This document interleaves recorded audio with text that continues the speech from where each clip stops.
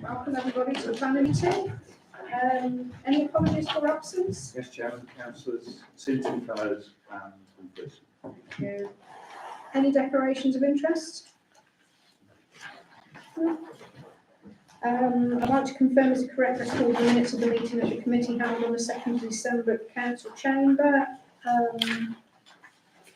Will we have a proposer, please? Proposer. Thanks, Councillor Duffy. Seconder? Yeah. Councillor Brooks. Are we all in favour of the minutes? Thank you. Thank you. On to the long list of planning applications. First one, 2 Brantwood Close, Druid Spa, a single-storey rear and side extension to include new pitch roof garage. That one, Chairman, was approved on the 6th of January. Okay. Yeah. The next one is land at Suffolk Way, Droitwich Spa. I think it's by number 29, Suffolk Way.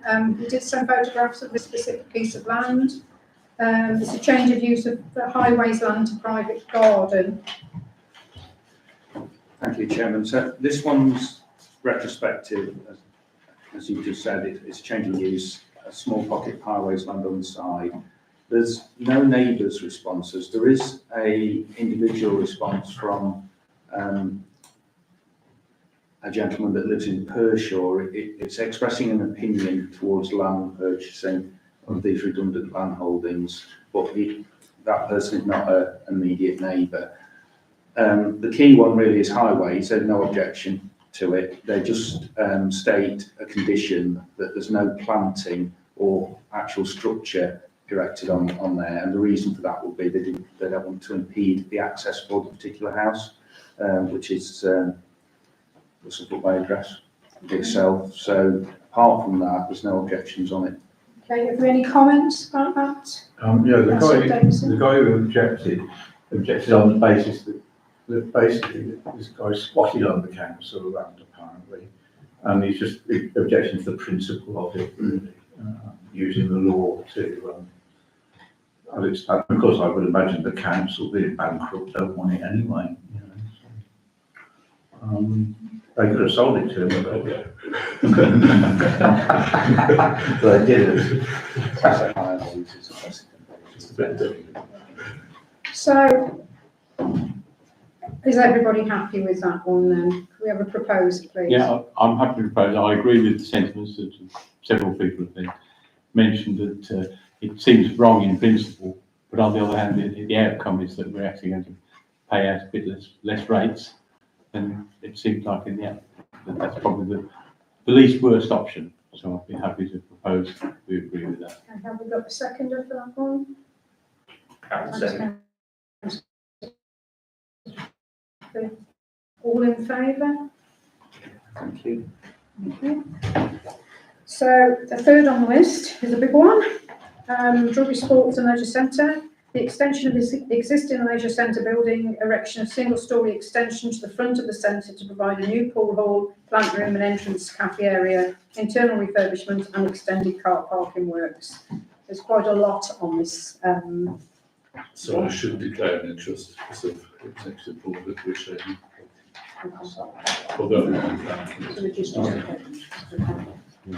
So we pulled various bits of information off this one.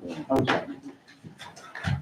So there's a couple of layout plans going around. It's quite a technical map, so unfortunately that's the best version I could run off on the printer.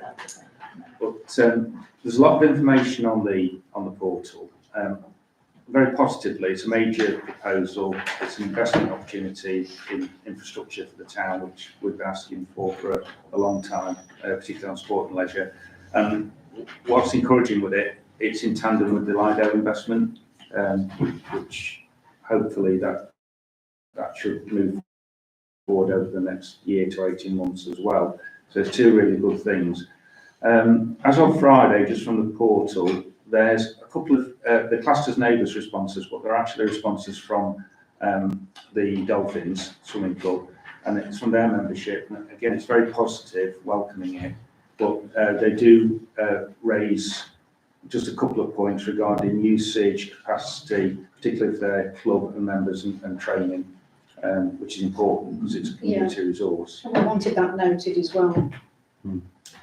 And it's got a long legacy of achievers as well, that Yeah. Dolphins Club, Matt Richards, Rebecca Redfern, that we're doing the freedom status for this year. So long established. On the statutories, there's 16 as of Friday. The Environment Agency, because it's a specialist and ambitious project, there's a lot of information on there. But just in short, they're comfortable with, subject to further referrals to the LFA, and the reason for that is part of the site does flood, it's on floodplain, so you would expect that. Natural England had no objection. WRS, again, it's largely standard what you'd expect from this scale of scheme. Things like asbestos in some of the existing buildings, you'd expect those to be mandatory anyway. Interestingly on that as well, no concerns about noise following the noise assessments for the new plant, and those they see it as low risk. So again, that's good. Fire and rescue, there's some comments on that, and again, you would expect this, that because of the growth of the site, they're expecting upgrade of the fire access and the firefighting water supply. Drainage, again, this cross-references to the Environment Agency one, refer to the LFA. So Wychavon is the drainage authority, and also the local flooding authority in this case. So one's referring it to the other, and you'd expect that. Landscape officer, which again is Wychavon, this is on the arboreal, because there's trees being removed, but also they have to put a greater ratio of new planting in, so trees and flora. So what they're asking for is more specifics, but again, it's good to see that it's part of the scheme. Canals and Rivers Trust, no comments to make. I think that was largely it at this stage. Have we got any further comments from anyone in this one? Just thinking about this from the school's perspective, because obviously they had that disruption. I think it was open evening or parents' evening. They having to bus people up the way because of the flooding. They'd probably be quite sensitive to any disruption to access and transportation. So probably, Allowing discussion, but they would like the road to be raised and the pathway to, because that would allow a kind of tributary for people the snookers to walk through when there's a flooded area down there, and perhaps to drive through to access the school, because the flooding does cause a lot of grief. Yeah, with the buses and everything. So I'm not the committee on just for now. Yeah, well, it is the best opportunity to do something like that instead of doing the work. So. Yeah. So what we've been asked to do really is put an opinion in, corporate opinion from the town council, whether support, comment, or any reservations on it. It seems like quite a good extension. Obviously, it's mainly a small one on the side, just giving an extra learnable for that's I think a bit of the saving of the main bit of the space. It doesn't look like it will affect the actual main road as opposed to their own access road to that little car park. But obviously it's a hugely positive thing. It's a good way of giving the extra capacity that the main pool needs without having to spend the multiple tens of millions that the original projected cost for an entirely new leisure centre would be, bringing quite a lot of resource for the rest of the health and wellbeing offering that's coming with it. So I'd certainly see it as a hugely positive thing, so I'd definitely propose for approval. We could comment that we support the Droitwich Dolphins' request to have input into the development. Absolutely. Yeah. Absolutely. And again, on a possibly a personal note, I'm very pleased to see the learner pool. We've now got grandchildren sort of going there. That big pool is not really suitable, so I think that's a good improvement. Okay, it doesn't make it that clear, but this is phase one, and this is just the leisure centre. There is also the 200 places car park, there's the pump track, and there's the skate park, which will come on after. on the site as well. Perhaps in with our recommendation, we could ask that that Whithaven run a community consultation to see what additional kind of features the community would like to see, such as the Highton Road. I think that'd be really helpful. I remember going to school and sort of the less than fun of trying to go through that huge puddle.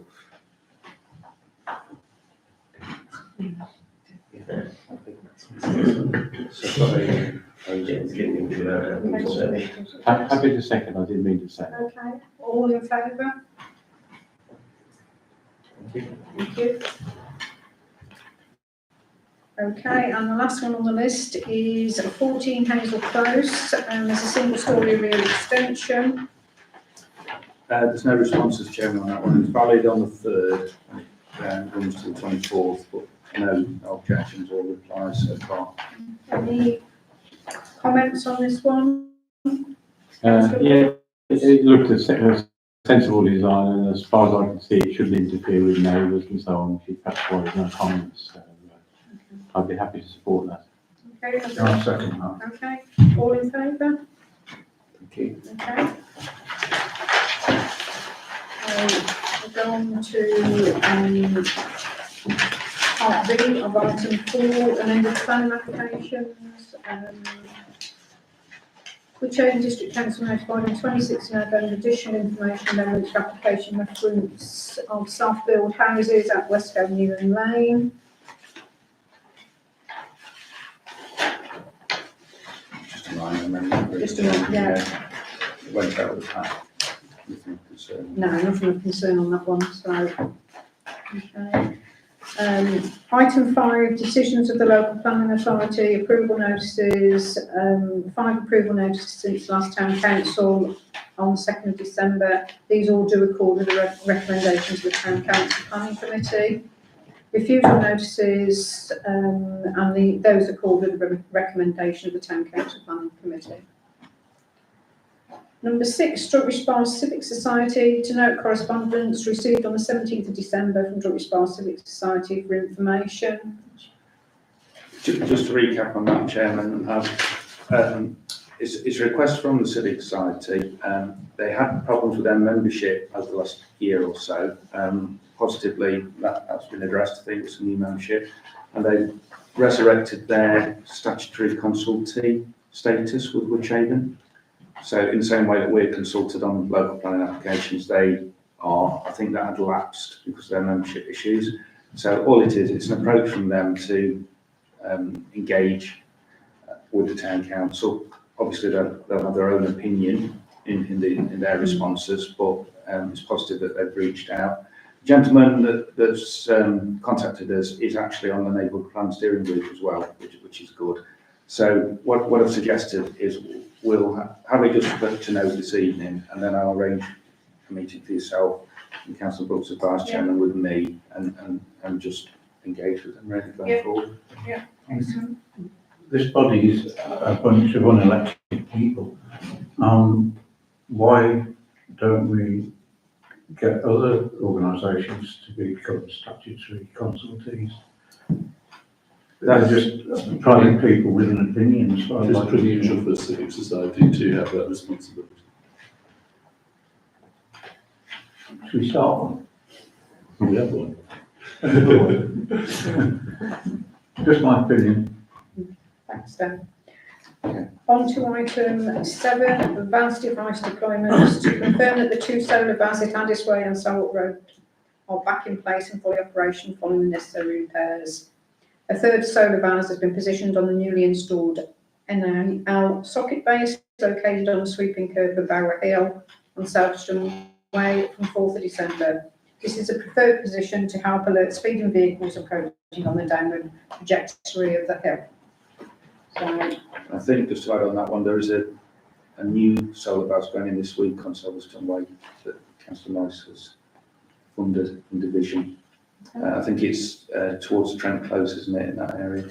Yeah, it's to try and slow traffic going to Cock Court as the elderly cross over there quite Why a the bit. new bus shelters, yeah.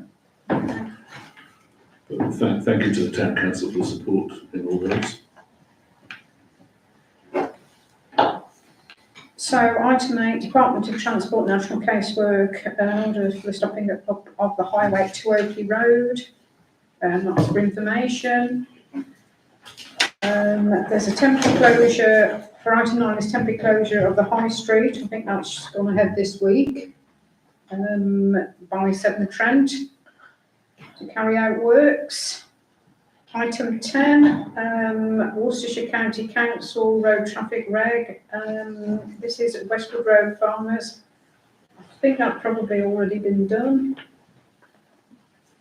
There's a little bit of a backlog of these, Yeah, Chairman, I think particularly on the Reading Westlands through. Crossing, because that was accelerated, wasn't it, to Yeah. finish ahead of schedule. Most of these are around New Year. Yeah, I think 11 is the closure on Fully Lane. Chairman, there's 3 more road closures to come, which probably haven't come through yet. They'll Okay. start next Thursday, I think.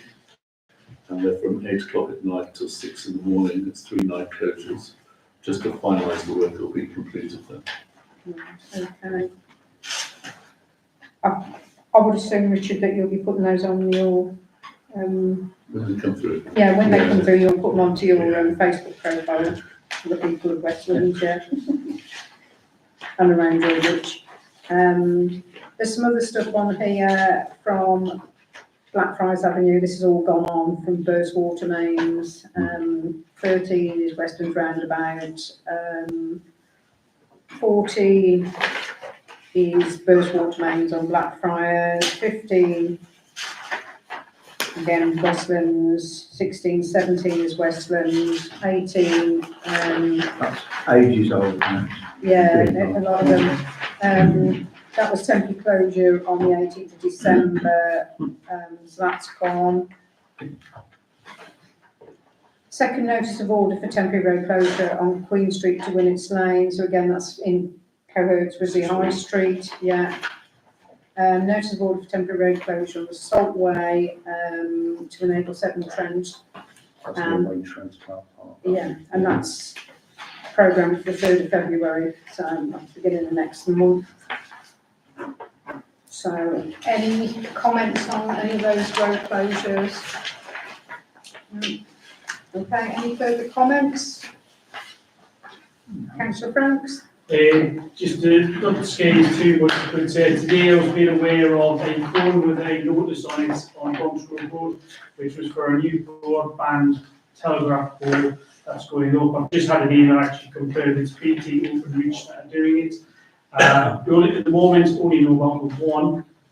Quite strange position for it to be in by itself, but obviously this might be a new batch of poles going up. So I've sent an email out to planning to ask if they know more about this, because the code itself could have been moved anywhere along Bromsgrove Road, so we have no idea what the position is, etc. But just to be aware that this might all be kicking off again, or it might just be an isolated one. I do not know. Okay, thanks, Councillor Franks. 10 years high. 10 years high. Any further business? Okay, call the meeting closed. Thank you.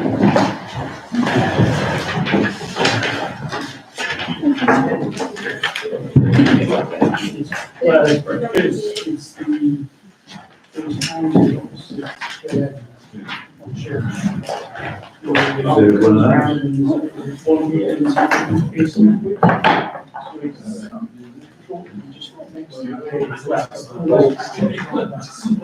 You've got nothing to see yet, haven't you?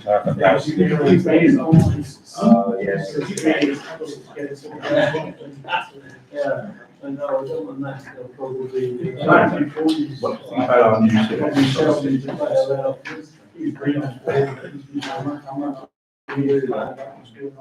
Ready, councillors? Then I'll begin. Listen with orders. Apologies for absence. Yes, Chairman, so Councillor Simpson, Nicholas and Fellows. Declarations of interest? No. To confirm the correct record, the minutes of the meeting of the committee held on the 4th of November 2024. Any problems with them? Have you all read them? Agreed. Agreed. Good. All those in favour? Against? Abstentions? Jolly good. Item 4, the Heritage Centre Forward Plan for 2025-2026. I hope you've read this forward plan. It's been brilliantly done by Rebecca and Catherine, and I applaud them for the work they've put in for this. So I hope you've all read it, because it's worth a read. So, Chairman, just on that, we've decided to put this out in the early part of the year this year for the reason that it's quite a busy year with the Heritage Project, so that's reflected in it. And there's also some key events. We've got the VE Day, on the 8th of May for the 80th anniversary. We've got the end of Winslow, which I think it refers to it as 1 day, but we're hoping it'll be 3 days towards the end of November. So there's quite a lot of information. But just as I've said on the agenda, there will be a business continuity and interruption plan later in the spring, which will cover the detail of the, phases of the Heritage Centre refurbishment and the limited access contingency for the TIC, which will be part of this room. And that will have a knock-on effect at council meetings, which we'll explain through the summer, which will be at the community hall when the builders are in, like we did with the COVID time. So we've got the essence of the plan, but we'll roll it out probably February, March committee meetings. Yeah. So everybody happy with that? Yeah, sorry, I'd just like to echo your comments really and just say it was a very good report. I thought they put a lot of time and effort into it. I thought it was a very good SWOT analysis. Obviously, the visit numbers dropping a bit, sort of 2024 was also a bit of a shame for them, but I'd imagine with the refurbishments it'll definitely pick up again because we're all going to be diving in there. I think one of the other ideas I had, but obviously it doesn't make any, I don't know if it makes any sense in Detroit, which is obviously there's not a cafe, which I think would actually end up helping to pull some people in, but we'd be competing against North Rock and Town. Yes, we have got a lot of cafes.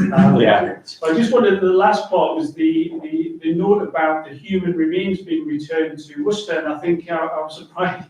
You automatically assume that everything you're seeing in there is fake and manufactured and not real remains, so that one was a bit of a surprise.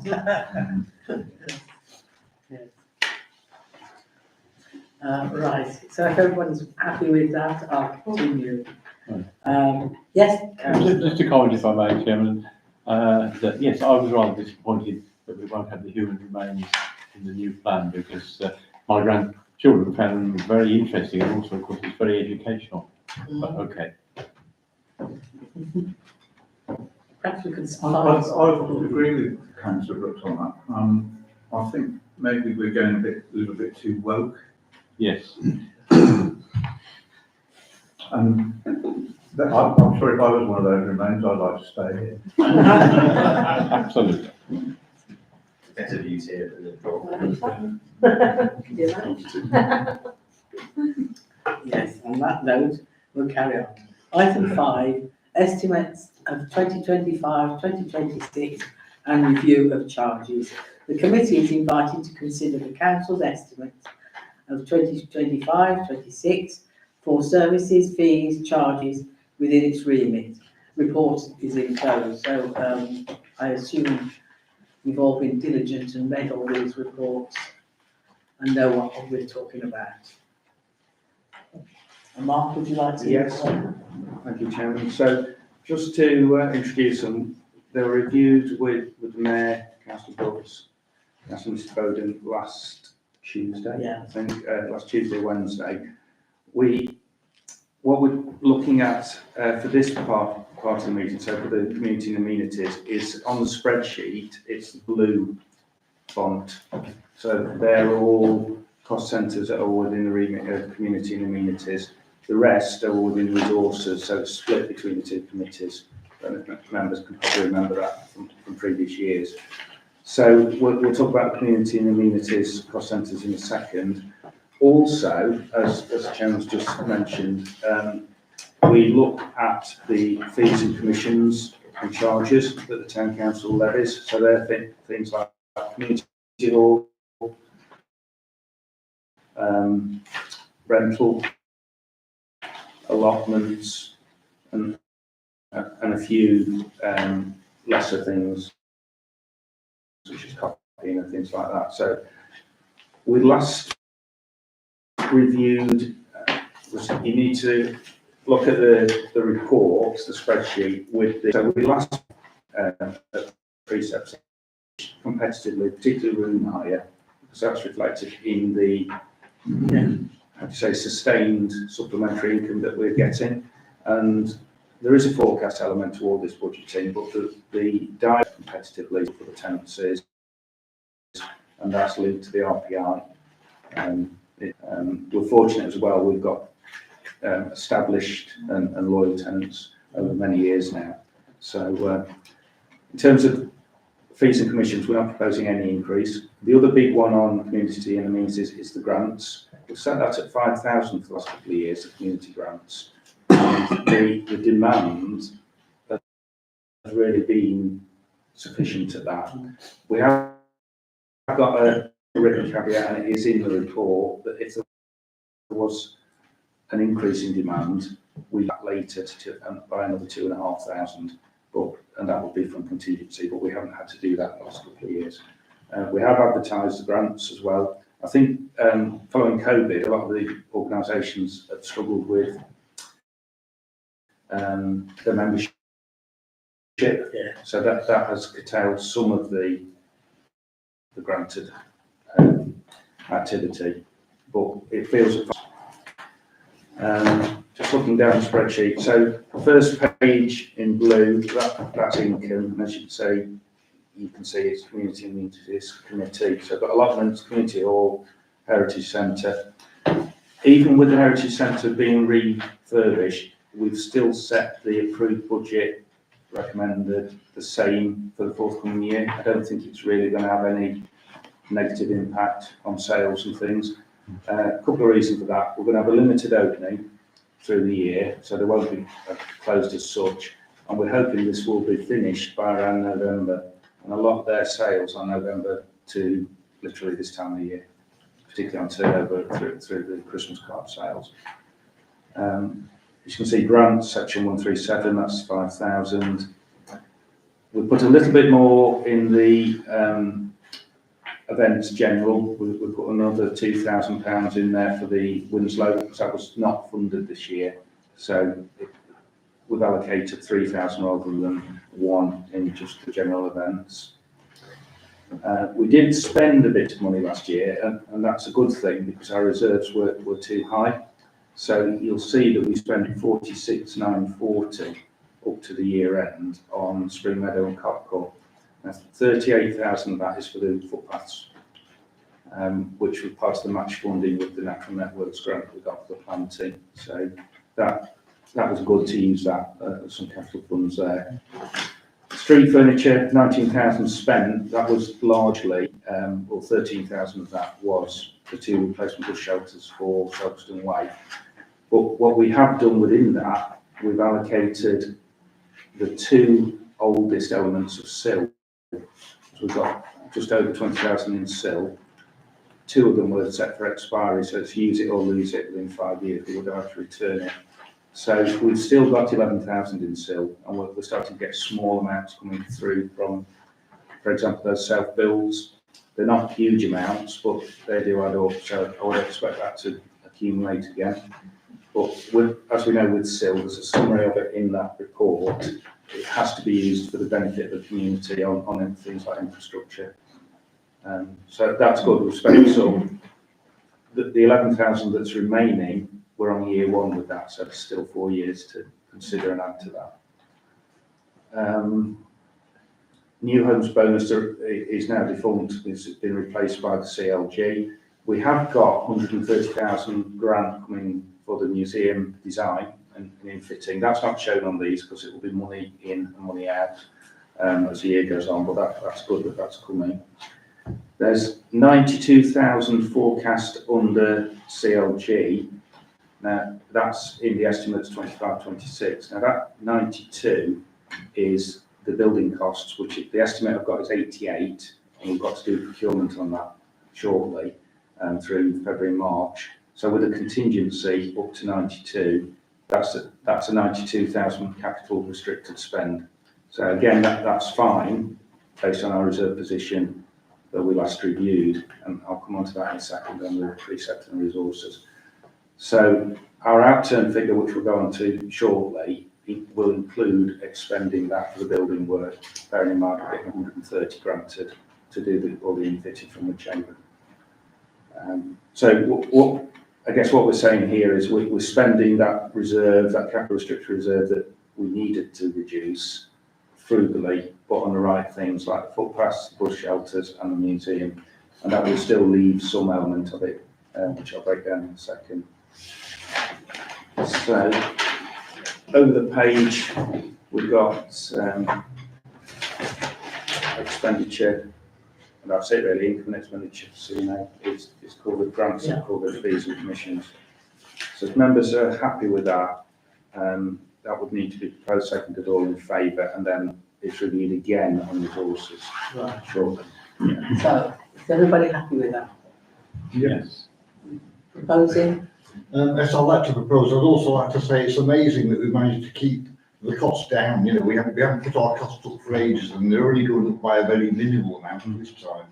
And I like having reserves. I've got a reserve. And it's probably more than it should be, but don't tell anybody. Yes, so I am proposing, thank you. Seconder, please. Oh, thank you, I've got 2 seconders there. Yeah. Paul got in there first. All those in favour? Thank you. Thank you very much indeed. And that is the end of my speech up here. Thank you very much.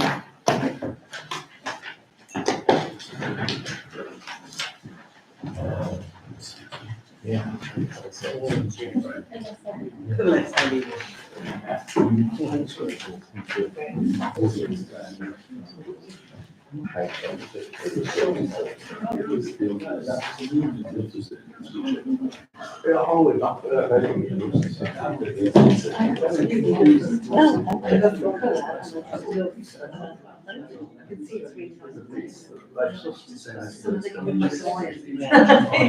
He's more in my favour.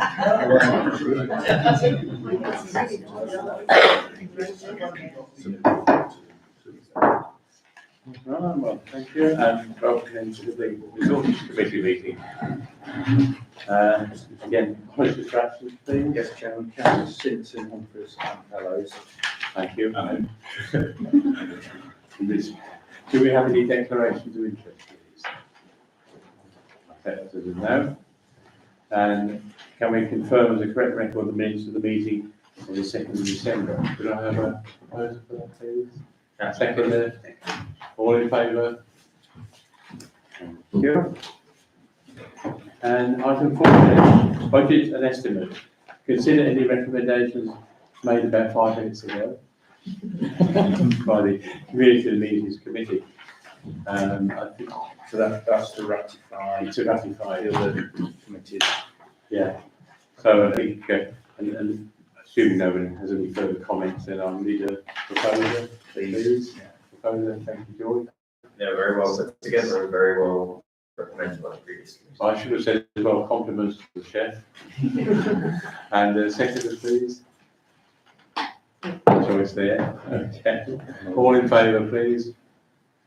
Thank you. Okay, that's that done then. So that brings us on to item 5, the council's estimates and precepts for 2025-2026. And again, we have a full report. It's very much the same report, really, Chairman. If I may, I'll just summarise it. So again, we've covered the blue font on the income page, first one. So the second half is resources committee. You'll see it's a precept. It is in the report, the narrative, but our precept has remained the same for the last 4 years. So we have proposed, we'll come on to the precept bit straight away, a small increase. So from, well, 2 things on precept. We have the 36,119, which is precept support grant. It's explained how we can pay that in the report. But we are getting, we've had that year on year, and we are getting the same amount this coming year. With the changes to unitary, we may or may not get that going forward, but it is guaranteed for this year. So what that enables us to do is just look at the preset figure. So we haven't got to find that 36,000 from anywhere else again this coming year. What we've proposed here and illustrated is if we did move the preset forward to 410,000 from 400,140, where it's remained static, obviously it would put an extra 10,000 or just below onto finances, and that equates to, it's actually a 1.99%, so 2% on rounding increase to a band D, which is 92 pence. The rationale over the year, the rationale for that was we've not moved it for 4 years. This will be a 5th year. I think we do need to move it to break that cycle, because some parishes are precepting between 12 and 15%, and we don't want to be in a situation that it's going to be a wrench to move it forward at all, which could happen, particularly with unitary changes and things that are most likely going to happen. So a small progressive increase, and that would help with things like emerging energy costs, any staff costs with NALP rises or anything like that, which you're starting to see some of those backdated a little bit. It would just at least cover those, but it's going in a progressive direction without it being a big burden on the electorate. So that's what we put forward, and I did verify that calculation and that it was appropriate with the chief accountant, Felicia, which we do that every year. And that's why I know that some are doing 12%, 15%. Right, thank you for that. I mean, my comment on that one really is that we have got a very sound financial position, but obviously, as has been mentioned, we moved to a unitary authority, maybe all sorts of changes, and certainly the support grant could well disappear. So I think it is very sensible and prudent at the moment to make just a small increase now, just to keep us in a healthy position as we go forward. So I very much support what we've just heard. Just a couple of other points, Chairman, as well.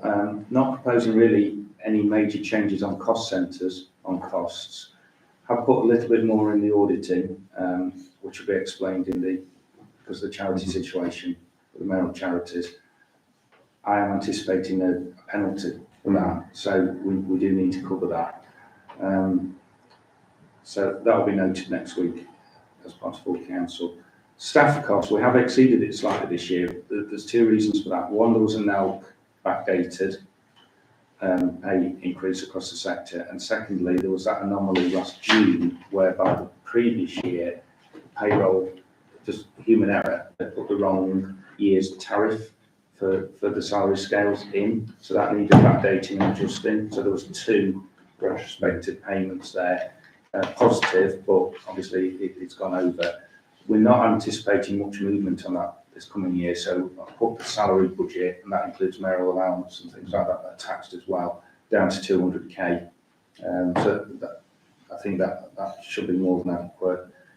The other grants we do, again, they're contributions, that Citizens Advice, the churches and CBS, I put those in at the same. There is the option to consider other payments if there was an emerging issue, such as the boiler at Amplet House wasn't one of those beneficiaries, but it was a community one that we did do a payment to prior year. So there is always that scope. Contingencies, we have to ring-fence £25,000 a year. So that's 12,000 in normal contingency. We don't normally go into that. I think we did on the energy costs 2 years ago when there was that massive spike. But generally we don't. So that's the emergency fund as it's described. There's 6 for the local elections. So it's 6 per year, and that's paid out on the 4th year every time there's a town council election. So that pays that 24,000 or so for the elections. So that's progressive. And there's 7 for any by-elections. So we did have a by-election. Councillor James joined. That cost around 4,000, but that money is provided for each year for that eventuality. So they've been put in as normal. There's no need to increase the operational contingency that I can see because the building project, because I've already built in 5 to 10% for the design and for the building costs in those forecasts. I think that's it. So right at the back of the 4 sheets, there's the breakdown of the calculation really, what the 410 precept looks like, the support grant, and then any other income which is supplementary. And then that actually shows what our outturn position should be. So our outturn position on the 31st of March 2025 should provide reserves in hand of 256,529. If you cross-reference the report, the auditor's recommendation is 50% precept in reserves. So we're over that still, which is good. That will be 205,000. But what's encouraging is our supplementary income line for the forthcoming year is really strong again on tenancies, on community law. So I think we've spent and allocated some of our capital reserve frugally but wisely. The only thing that's missing, if we could potentially invest, I would say about 50,000 of that onto the CCLA fund. But I've not done that to date because we've been waiting for the estimates of the building work. So I was unsure whether that was going to be 88,000 or 150,000. Now we know that and going to procurement, I think we can move forward to get at least some savings income, which is around 4% that we get on that. Thank you very much for that. And I'd just like to obviously commend our officers, including Jamie, not at this meeting, but as you can see, a tremendous amount of work has gone into do this, and it seems to be a very balanced, sensible, and frugal use of our resources. Does anyone want to make any comments? George? Just to agree that it's an excellently prepared budget. I think we are seeing costs everywhere going around us. I think it makes a lot of sense to increase the precept by a small amount, or increase by a small amount, and give us that bit of extra security. And well, to continue the theme of security that I think is shown throughout the budget and throughout the report. I'll be very happy to propose that we approve that. Thank you for that. And yes, again, I think it is sensible to keep ourselves just gently on the right sort of side of the balance sheet. And then again, remembering that we have got things that we look after, like parks, like this building and so on, where there could suddenly be a contingency that we haven't prepared for. So it's useful that we are, I say, on the right side of the balance sheet. So thank you. I have a proposer. Any comments or a seconder, please? Seconder. Okay then, I'll go to the vote. All in favour, please. Thank you. Thank you. Okay, and that leaves us with accounts for payment. Can I have a proposal for that, please? I'll be happy to propose it as well. Okay, and seconder. All in favour, please. Thank you. Thank you very much, and that concludes the meeting.